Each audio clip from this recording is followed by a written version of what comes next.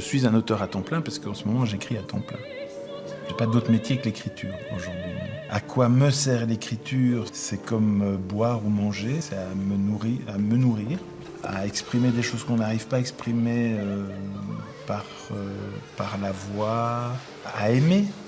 Fiction ou réel, les deux se rejoignent. Donc en fait, la fiction est toujours le réel et le réel a besoin de fiction. Donc je ne peux pas départager les deux. Mon genre littéraire privilégié, ce serait quand même le roman, parce que finalement, à travers le mensonge, c'est celui qui permet d'être le plus proche de la vérité.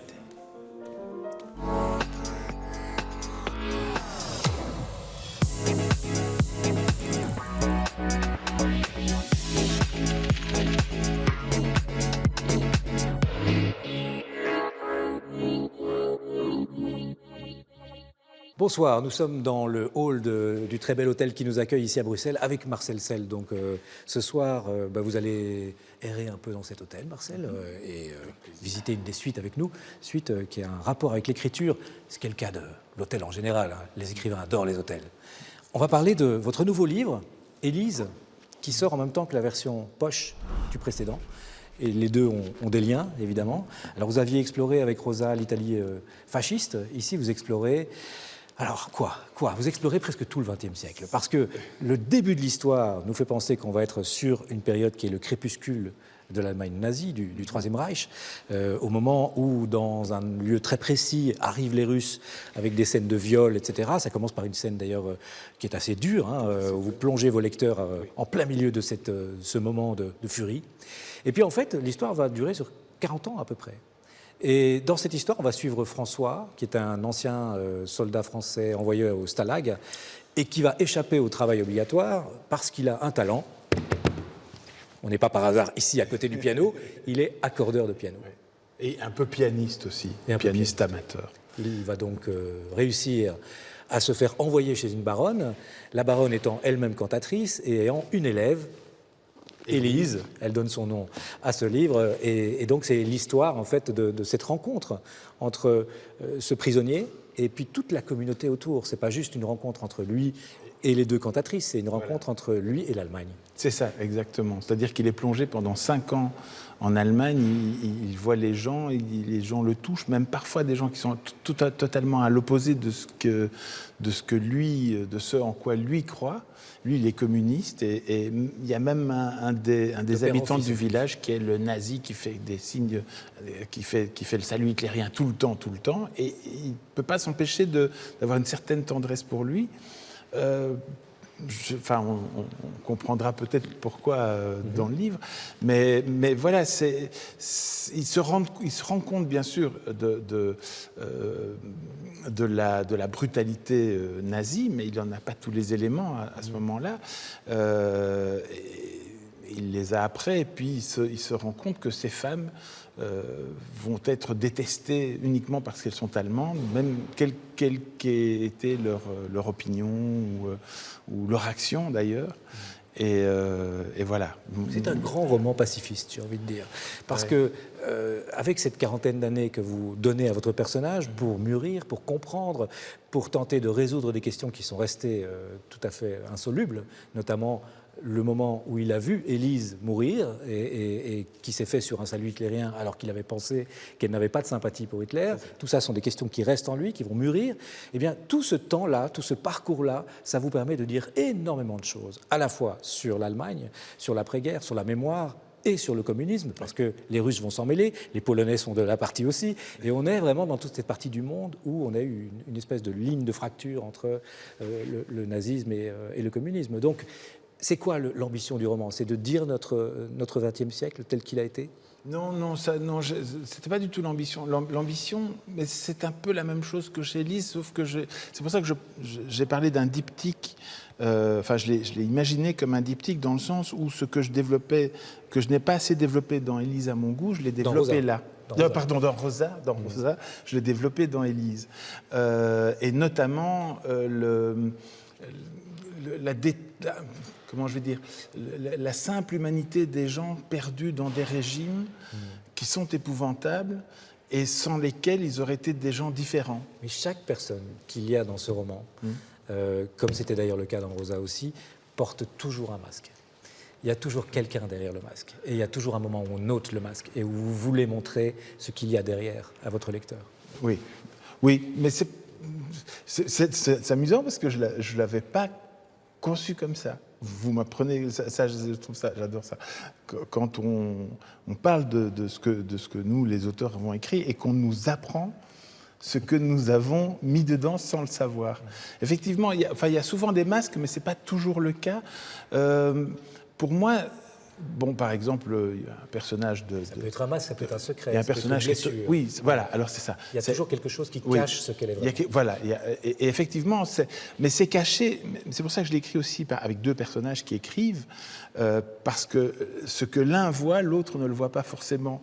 Et ça permet de comprendre cette dissension qu'il peut y avoir entre les êtres qui s'aiment, mais qui ne se comprennent pas, ou qui, pour des raisons indépendantes de leur volonté, ne peuvent pas faire ce qu'ils voudraient l'un par rapport à l'autre.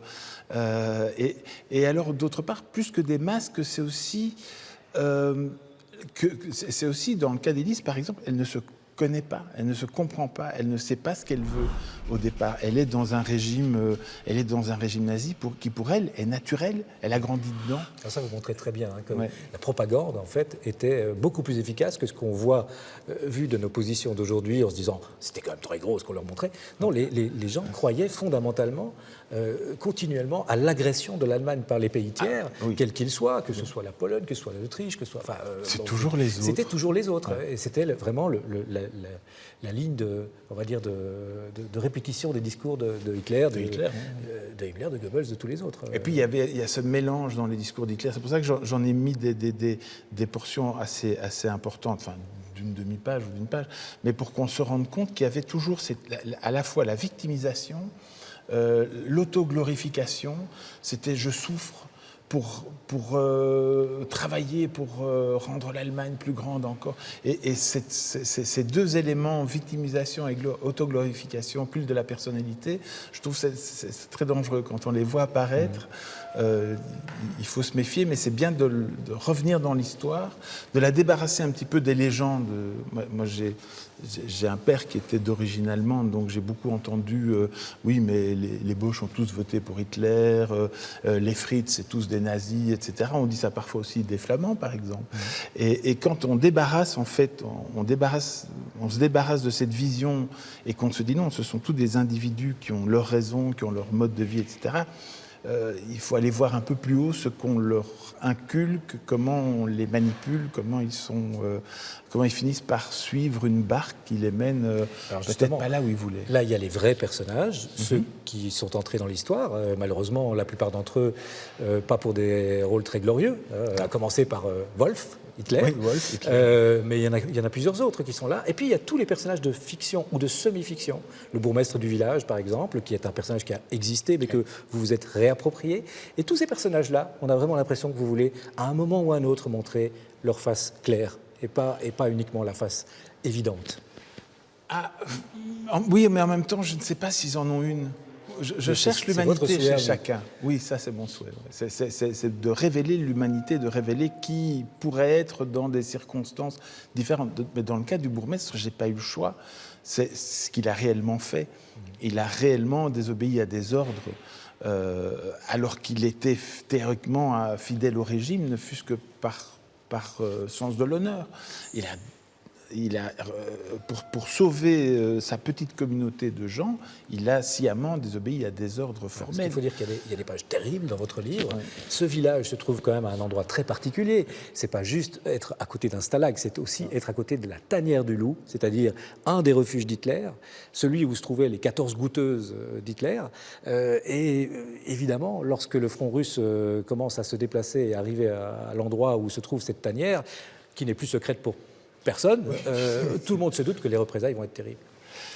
Oui, en effet, en tout cas, les goûteuses, elles, qui étaient un petit peu plus loin, se doutaient effectivement qu'elles allaient vivre quelque chose d'épouvantable. Mais il faut dire que la propagande allemande avait aussi joué un rôle en parlant de ce village martyrisé par les Russes de Nemmersdorf. Mais on n'a jamais su réellement combien il y avait eu de morts à Nemmersdorf. Certains ont dit que c'était 12, pour d'autres c'était 2000. Donc la propagande lançait des chiffres un petit peu n'importe comment. Et donc tout le monde était terrorisé par les soviétiques. Mais à juste titre, quand effectivement ils sont arrivés, ils ont absolument, ils ont massacré, violé, y compris des soldats, enfin massacré y compris des soldats français, violé y compris des prisonnières ukrainiennes ou polonaises qui venaient qui libéraient dans des prisons nazies, etc. Donc ça a été totalement épouvantable et les gens désemparés n'ont pas toujours su quoi faire. Ils ont essayé de fuir par la banquise. Oui, il y a des épisodes incroyables. On se dit, mais c'est justement ce que j'allais aborder. À la fin de votre livre, il y a toute une partie d'annexe qui est passionnante. On se dit, mais comment est-ce que tout ça est vrai, pas vrai? Alors c'est souvent la question qu'on pose aux romanciers, où est le vrai, où est la fiction? Ben, vous y répondez. Je sais même qu'il y avait plus d'annexes que ça. Vous avez un peu sabré dedans. Mais c'est assez passionnant de voir que vous avez fait un travail quasiment de fourmi, un travail d'historien, d'aller vérifier chaque élément qui servait à votre fiction. Pourquoi ? C'est ça. Mais d'une part, j'ai reçu des documents qui étaient parfois des témoignages, des mémoires de descendants ou de réfugiés qui avaient 8, 10, 12 ans à l'époque et qui ont raconté ce qu'ils ont vécu. Et moi, je pense que, par exemple, pour le personnage du bourgmestre, j'ai sa vraie histoire qui a été écrite par son fils, qu'il m'a confiée, et dans laquelle il y avait tellement de choses que je sentais qu'on devait dire pour lui rendre justice, quelque part en échange du fait de l'avoir pris comme personnage. Mais en même temps, c'est un personnage historique, c'est le personnage qui était bourgmestre du village à côté de la Tanière du Loup. Sauf que, effectivement, par son fils et par d'autres témoignages, je me suis rendu compte que ces personnages... Il y avait des choses qui étaient vraiment avérées.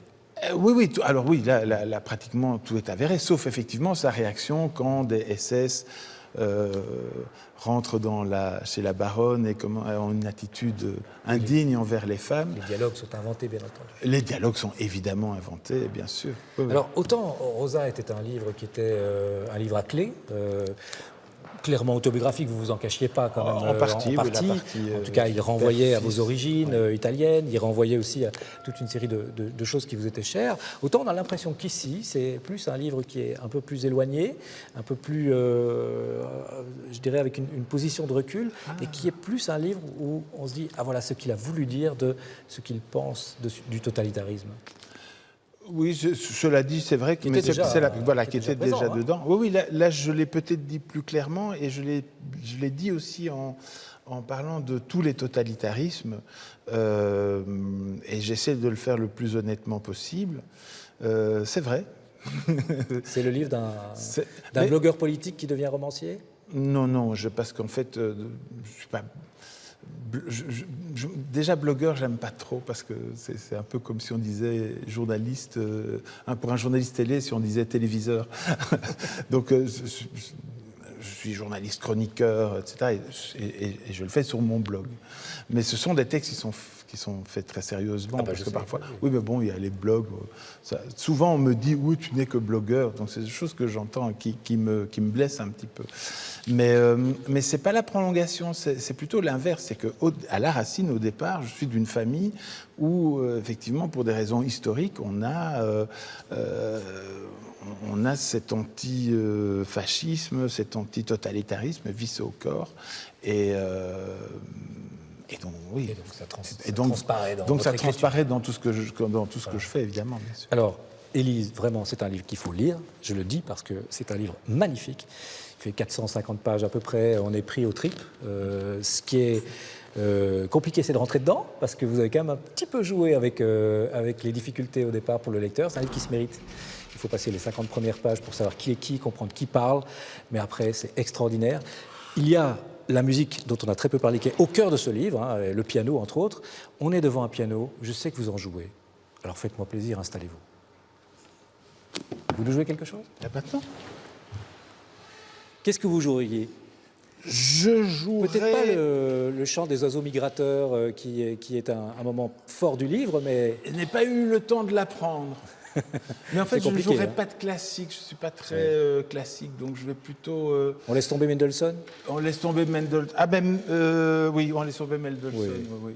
C'est un peu... Plus joyeux? De toute façon, je suis pas vraiment virtuose. Je joue en dilettante, comme on dit. Eh bien, allons jouer en dilettante. Alors... Vous voyez ce que c'est? Nougaro. Ouais.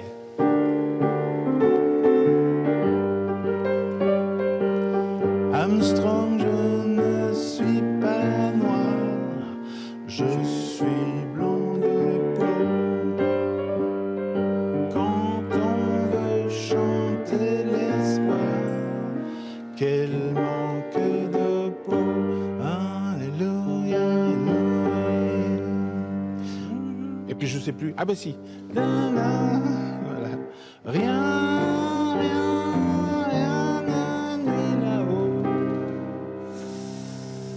Et puis j'ai oublié. L'un dans zéro. Let my people go.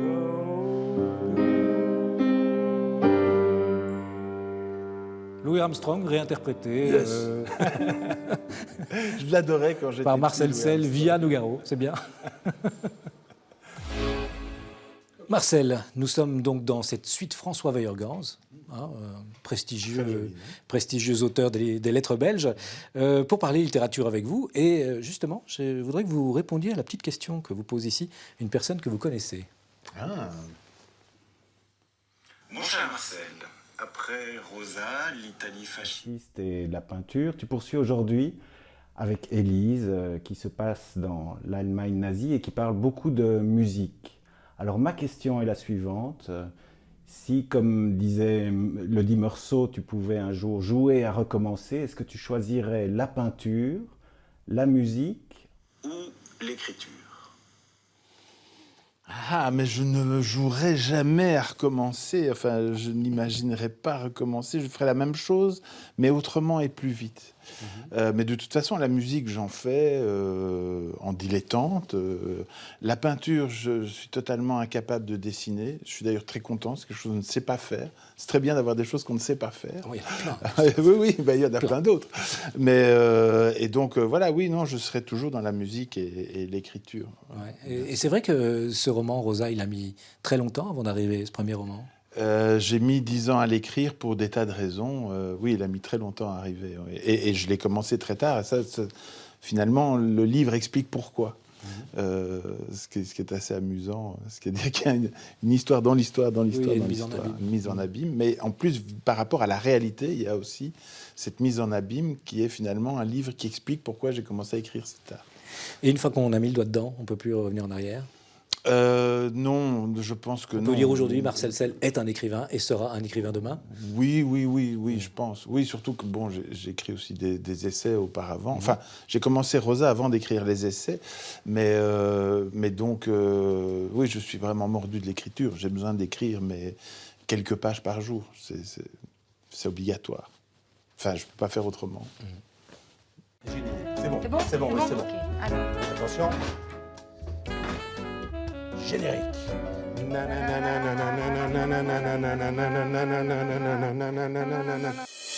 Marcel, voici le choix, enfin une partie du choix qui va vous être proposé par Michel et Lucille, et par moi-même aussi d'ailleurs.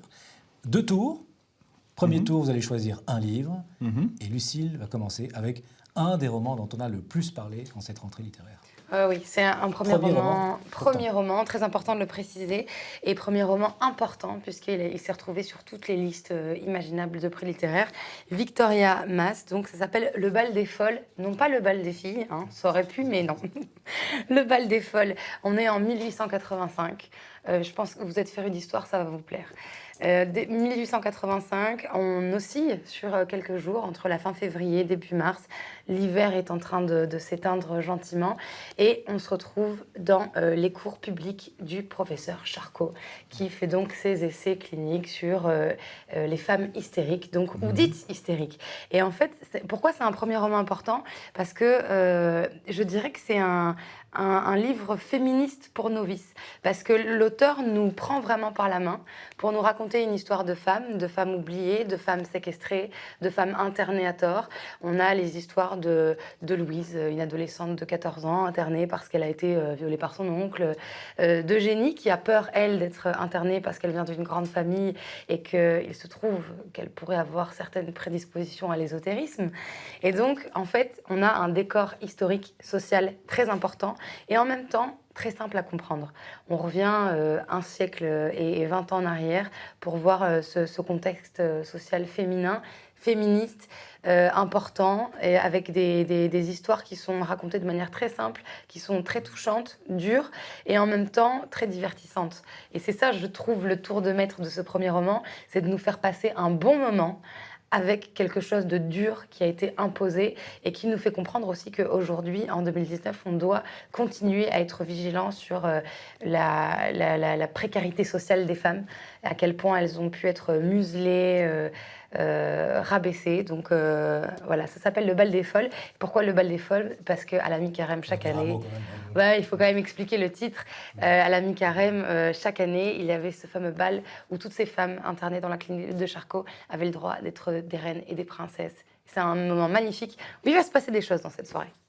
Et où tout Paris bourgeois venait s'encanailler. Ah, il y a aussi ça, il y a aussi ça. Mais bon, les articles de l'époque précisent bien qui étaient les plus fous.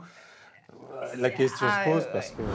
C'est sûr que socialement, il y a des comparaisons à faire, mais je ne veux pas trop en dévoiler parce que c'est très dense. C'est très dense, mais en tout cas, je suis sûre que ça vous plaira. Vous aimez parler des femmes. C'est le genre de livre qui vous plairait, a priori? Oui, bien sûr. Ouais. Oui, non, tout à fait, c'est historique, oui. Allez, bon. Déjà. On va voir ce que Michel vous propose. Ah bah alors rien d'hystérique du tout. Mais plutôt peut-être un peu hystérique, oui. Yun Le Jardin, paru chez Rivage, prix Shirley Jackson, élément assez important.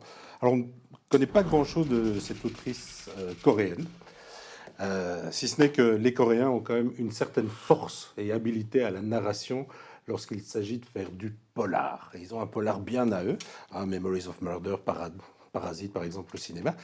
Et dans Le Jardin, c'est très simple, un homme se réveille à l'hôpital, n'arrive plus à bouger, si ce n'est les yeux, et qu'on se souvient, il a eu un accident de voiture avec son épouse, et il n'y a qu'une seule voix familière autour de lui, mais c'est infirmière, médecin, il n'identifie pas, c'est sa belle-mère qui lui dit « Je vais prendre soin de toi ». Aïe, aïe, aïe, aïe, aïe, aïe. Tout est dit. On a déjà peur.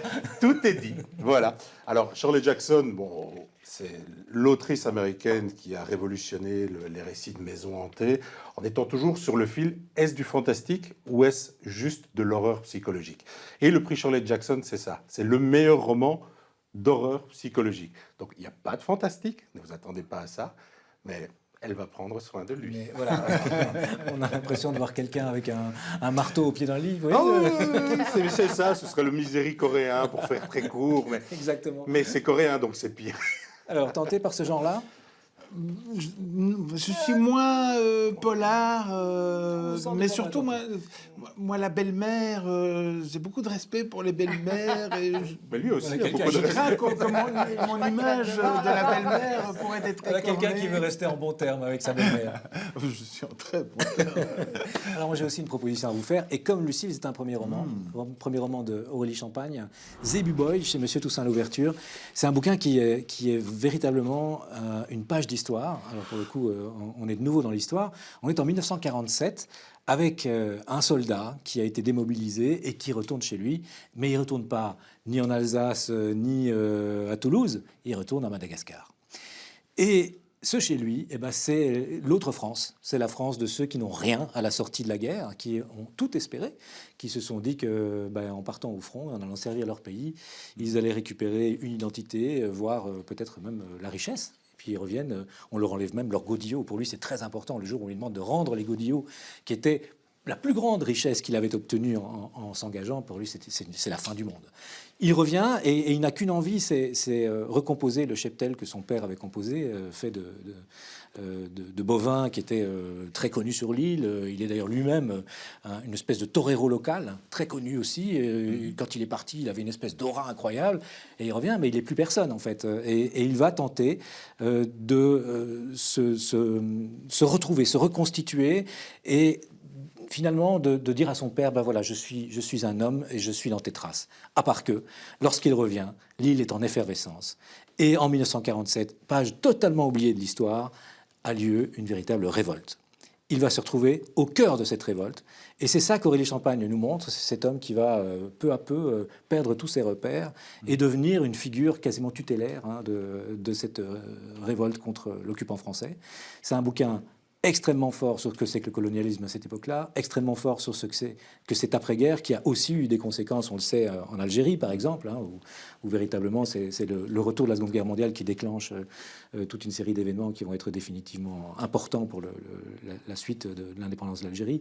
Bref, c'est un très très fort premier roman. Je dirais qu'il a quelques petites longueurs, c'est ce que je lui reproche, mais en dehors de ça, il y a une langue, il y a une envie d'essayer d'être presque malgache à la place des malgaches, parce que la fille en question, elle a une histoire personnelle avec ça. Et elle a mis des années et des années à écrire ce premier roman. Voilà, donc c'est quand même très réussi. À vous de choisir. Ah ben moi je... J'aurais pensé que vous prendriez le bal des je pensais, folles, moi. que ce serait le bal Si des vous folles. me dites qu'il y a des longueurs, je prends. Ah, ok, d'accord. Vous aimez bien les livres où il faut encore tailler un peu. Voilà, j'adore. Ok. Si l'éditeur était un peu... Je sens que Michel est bien parti pour le deuxième tour.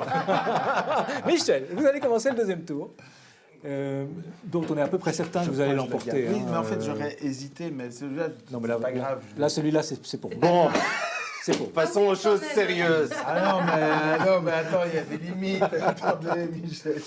Chris Kraus, La fabrique des salauds, paru chez Belfond. Alors, c'est Chris Kraus, monsieur, parce qu'il y a deux auteurs allemands, homonymes, une autrice qui sort aussi en ces jours-ci. Et monsieur, et pour les cinéphiles avertis, c'est le Chris Kraus, réalisateur allemand. Voilà. Qu'est-ce que La fabrique des salauds? Nous sommes en 1975 dans un hôpital à Munich. Deux patients dans la même chambre. L'un, un hippie, qui est là pour des troubles de type méningite et encéphalite, et on le traite. Et à côté de lui, un septuagénaire, qui est là parce qu'il a des balles dans le crâne. Le hippie est persuadé que tout le monde est bon et sympa, et qu'au fond de chacun, il y a du bon. Et Koja, l'autre patient, lui dit « Non, c'est pas vrai. La preuve, je suis une ordure. Je vais te raconter ma vie. » Et il nous raconte son histoire. Voilà. Et voilà à partir de 1905, 1905, comme on disait, puisqu'il est né dans l'actuelle Lettonie, mais allemand de Lettonie. Donc il subit l'épuration ethnique des bolcheviks.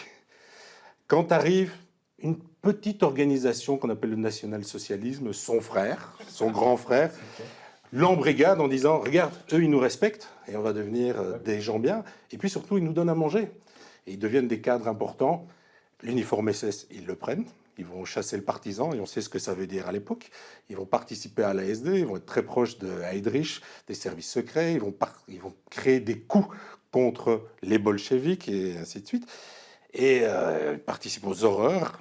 À la fin de la guerre, le NKVD, futur KGB, comprend bien qu'un Koja est quelqu'un de très intéressant, parce que très efficace, qui connaît bien les choses, qui pourrait être très utile. Et au même moment, l'Allemagne de l'Ouest qui se crée avec sa belle-mère, qu'on appelle la CIA, qui est elle aussi en train de se créer, dit un gars comme Koja, qui pour l'instant travaille pour le NKVD, pourrait nous être aussi très utile. Il commence à devenir agent double, et puis de fil en aiguille arrive le Mossad, et ainsi de suite. Donc à travers trois personnages, parce que je n'ai pas parlé de la sœur adoptive, enfin voilà. Bon, il faut dire que le nombre de pages... On a trois personnages qui nous racontent en fait 70 ans d'histoire de l'Allemagne, mais avec énormément d'empathie. Alors souvent, il est vu comme le bienveillant allemand. Non, parce que moi, quand j'ai lu Le Bienveillant, je me suis ennuyé profondément. Ici, il y a un vrai sens du romanesque.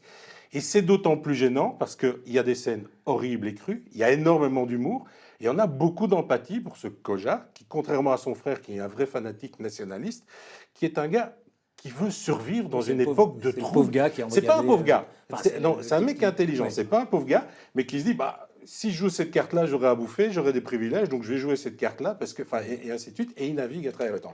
Bref, c'est vraiment un roman lourd, mais qui se délecte. À tout niveau. Mais voilà, super, quoi. Enfin, Bon, je vous demande pas si vous êtes intéressé. Mais c'est vraiment la taille qui me. Il y a combien de pages, Michel oui, 880. Il Oui, n'y a mais pas 900 les, pages. les caractères il y a sont. moins de 2000. Les caractères sont comment C'est du papier à Normaux. cigarette. C'est pas grand quand même. Ah non, c'est pas grave, mais ça se mérite. Enfin, il est bien. Je vais embrayer et Lucille terminera parce que on est quand même sur aussi une, Ah oui, d'accord. une pagination certaine. C'est fort, les garçons, aujourd'hui. Dora. Ah oui, mais là, on est dans le. Dora l'exploratrice, me direz-vous, mais pas du Non, tout. non, pas du tout. Pas du tout, pas du tout. Dora est une bande dessinée qui a connu 3 volumes depuis 2012 et qui enfin connaît le 4e. Il y a eu un petit moment de flottement par un auteur argentin qui s'appelle Ignacio Minaveri, qui est absolument inconnu par ailleurs en Europe et qui s'est attaqué à un truc, c'est Dora, chasseuse de nazis.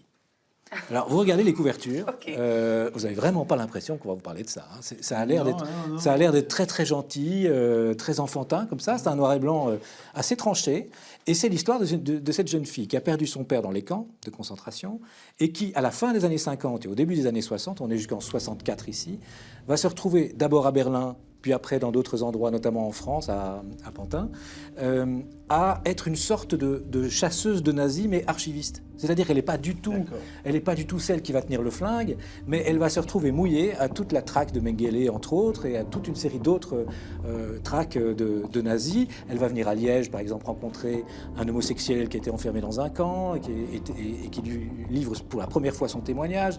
Elle va aller aussi dans les pays baltes pour récolter d'autres témoignages. Et c'est passionnant parce que c'est bourré, c'est truffé d'infos. Donc il y a des comptes rendus entiers, et il y a d'ailleurs c'est de l'écriture de machine à écrire. Donc il a voulu jouer la carte des archives. Et donc si vous voulez tout lire, ben c'est bourré d'infos, mais en même temps, voilà, c'est un roman initiatique. Elle va découvrir l'amour aussi, et l'homosexuelle elle-même. Donc il y a toute une série d'autres choses qui s'en mêlent là-dedans. Et on est sur cette période où on est aussi, par rapport à l'Algérie, on en parlait tout à l'heure, ben ici aussi, l'Algérie s'invite dans le 2e ou dans le 3e bouquin. On est sur cette plaque tectonique où en fait toute l'Europe bouge et où on est sur la fin du colonialisme et en pleine guerre froide. Voilà. Lucille va vous proposer tout à fait autre chose, je crois. Alors, c'est l'histoire d'un nazi. Alors, pas du tout. Pas du tout. Comme ça, si vous avez envie de changer de genre, allez-y. Alors, moi, je sais que l'automne est bien avancé, mais je vous ramène en été. Et pas n'importe où, parce que ça, c'est chez moi.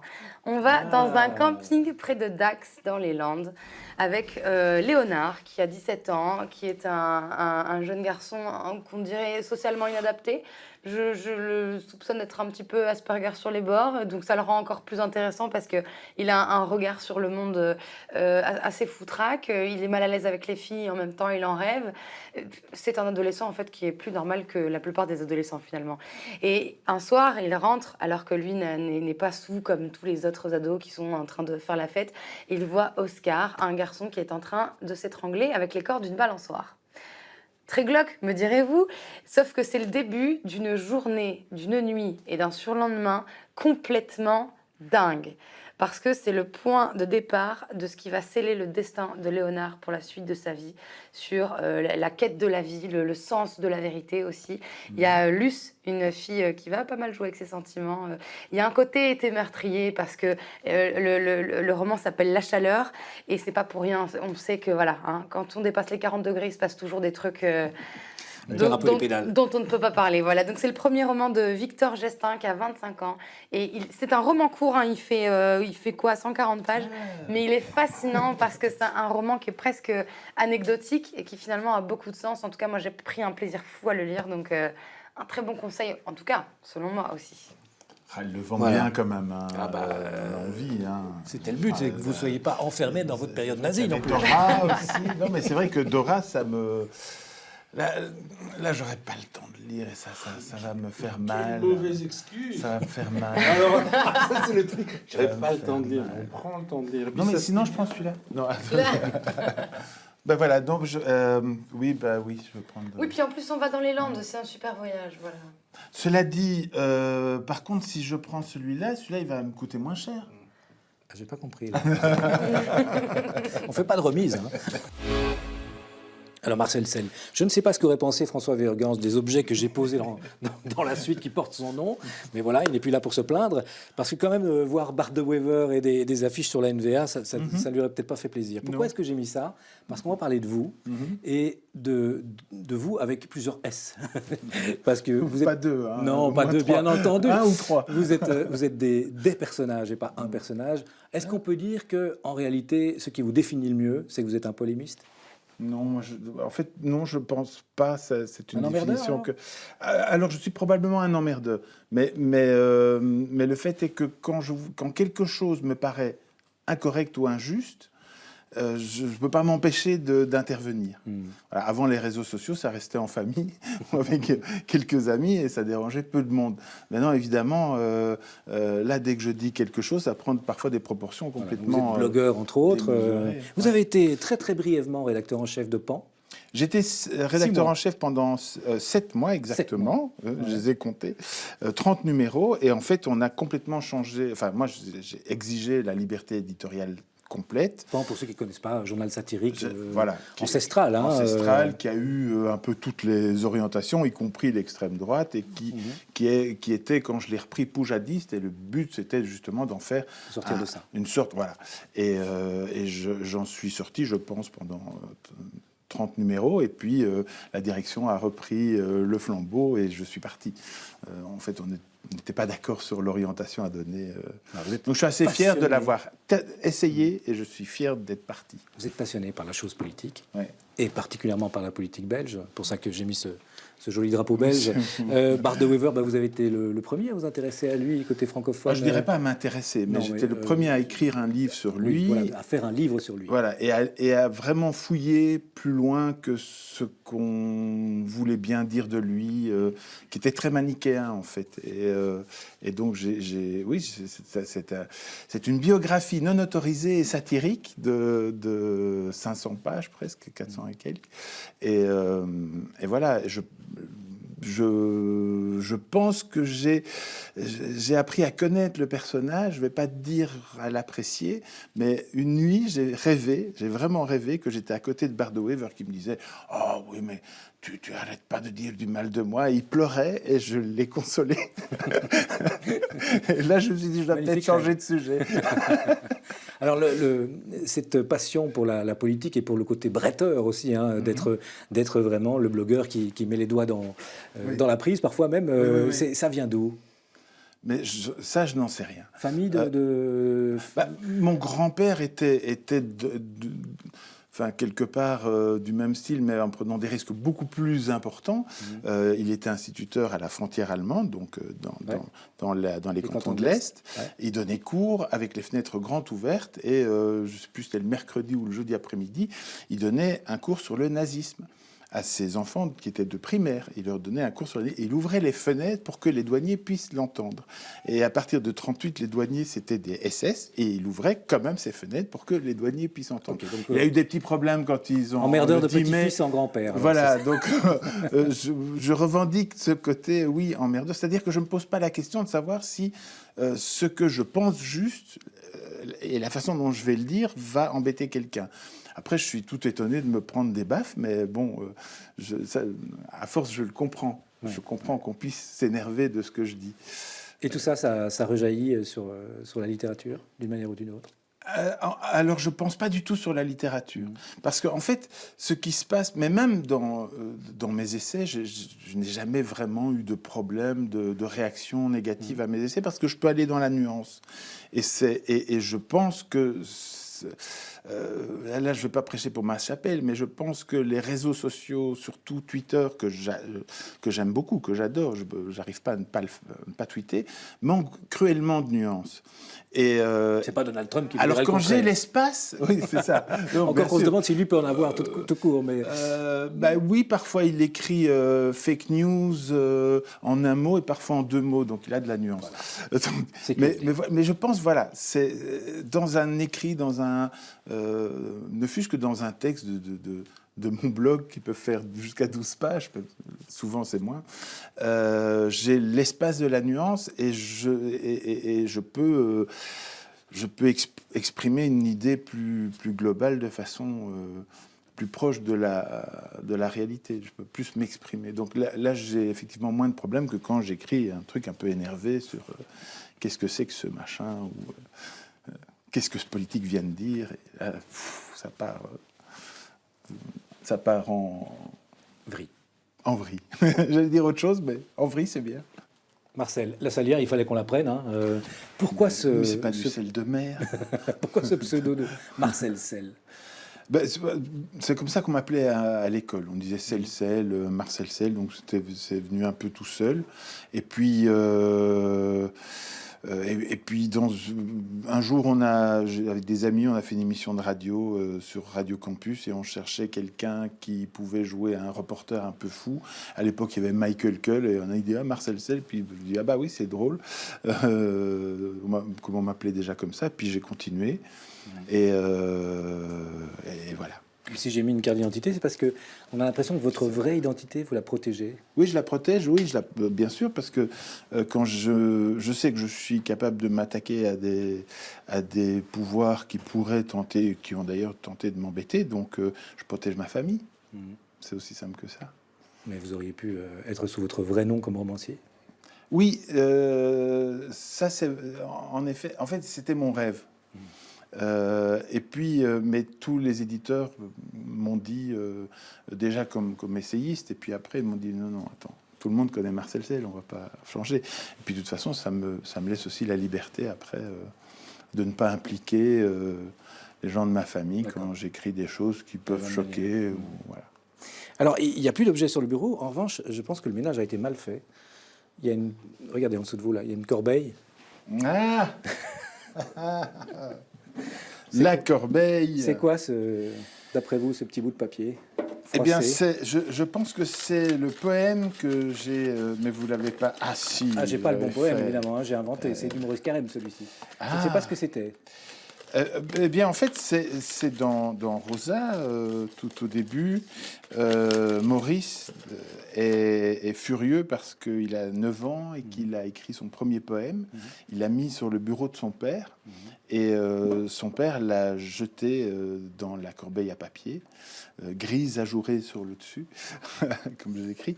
Et à partir de ce déclic, effectivement, il perd confiance en lui et c'est un peu ma vraie histoire. Mais je ne sais pas si c'était un Maurice Carême. Non, moi c'était... j'ai mis un Maurice Carême parce que moi, c'était le premier poème de mes 9 ans, c'était, alors de mémoire, je l'ai réécrit de mémoire, c'était « Les oiseaux chantent, les feuilles dansent, vive le printemps joli, ou le soleil brille, vive le printemps joli ». C'était très, très, très petit, c'était juste une... Papa lit, et en fait... dans le livre, j'explique un petit peu pourquoi il n'a pas lu finalement. Enfin, pourquoi je pense qu'il n'a pas lu, mais voilà. Et à partir de là, c'est ce qui m'a inspiré l'idée d'écrire ce livre pour dire un peu aux parents, attention à ce que vous faites. Parfois, un geste anodin peut prendre des proportions invraisemblables. Et aux enfants, attention, les gestes qui vous marquent ou qui vous blessent chez les parents sont pas forcément été, dans cette attention. de la pure méchanceté. Voilà. Mais enfin, c'est peut-être à cause de ce poème que vous êtes aujourd'hui le romancier que vous êtes. Je l'aurais peut-être été plus tôt. C'est la seule question. C'est oui, j'aurais peut-être osé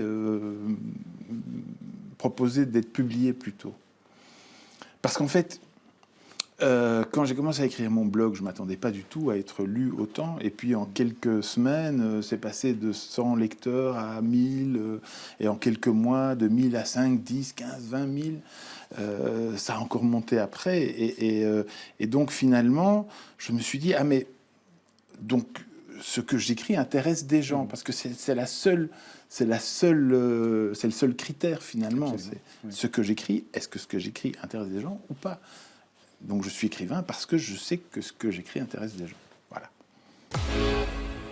Marcel Sel, on arrive à la fin de cette émission. Je sais qu'il y a un livre que vous aurez rêvé d'écrire et je l'ai dans ma poche. C'est celui-là. Incroyable. Non? Oui, je me trompe? Oui, non, absolument. Le soleil d'Escorta. De Laurent Godet. Quand je l'ai lu, j'étais subjugué par la grâce. Voilà, la grâce. Il y avait en permanence une sorte de rayon de soleil. On avait l'impression, on sentait la chaleur de l'Italie des Pouilles qu'il décrit. Et ça m'avait presque découragé d'écrire. Je me suis dit, mais s'il y a des gens qui écrivent comme ça, c'est pas la peine que j'essaie. Et puis finalement... En l'occurrence, c'est quand même un prix Goncourt, donc c'était pas le premier roman qui passait par là. Il y a d'autres romans qui sont très impressionnants, évidemment. Mais là, il y avait ce côté à la fois simple, presque populaire, comme je disais, ce soleil permanent. Et je n'ai pas pu m'empêcher, quand j'écris Rosa, par moments, de penser à Laurent Godet, de penser en tout cas à ce livre-là de Laurent Godet. Voilà, j'aurais vraiment aimé écrire celui-là, comme ça j'aurais pu avoir un Goncourt. Mais qui sait, peut-être avec Élise. Hein, non, on n'est pas c'est trop tard. oui, c'est vrai que là ça va être compliqué, parce que vous n'êtes pas dans les listes de prix puisqu'il est sorti un peu tard. Ouais. Et puis, mais c'est plutôt bien. Et puis les listes de prix, elles ont été arrêtées fin août. Donc, ce qui permet de ne pas ça n'empêche, il faut le lire, vraiment, j'insiste. Magnifique roman. Vous serez peut-être, qui sait, dans les listes de prix belges. Le Rossel arrive. Merci en tout cas, Marcel. Merci à vous pour Et cet merci à accueil vous qui nous regardez. magnifique dans ce bel endroit. À la semaine prochaine.